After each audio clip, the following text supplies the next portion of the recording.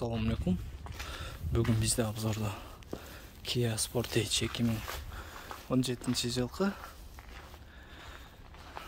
объем 2 дизельный двигатель менен покраскасын текшерип көрөлү. Таза таза таза таза таза таза таза таза таза.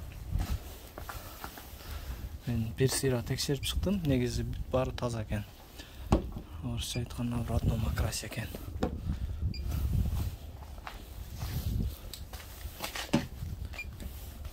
Таза таза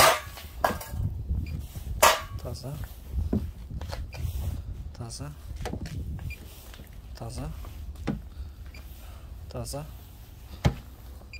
таза таза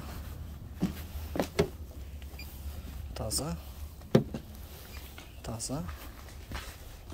Крышасы бир текшерем.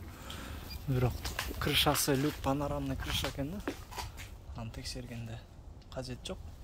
Полный комплектация. Ушундай 2017 жылкы